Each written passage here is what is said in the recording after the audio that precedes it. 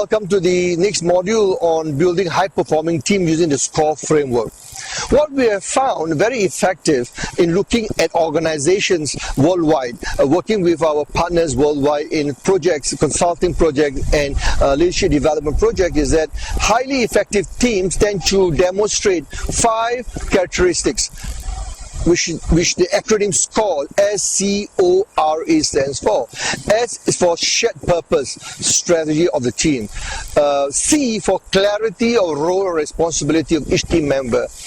O is for open communication and trust between the team members. It's very important. That's the most important that many organizations lack. And R is for rapid response. How do you respond quickly to the changing business environment, especially in a highly disruptive, VUCA-centric business environment with so many changes happening. And E is about effective leadership, about how do you drive success with you as a leader and bring your team together. So the SCORE or SCORE framework is a very powerful, proven methodology that to help you to drive for success.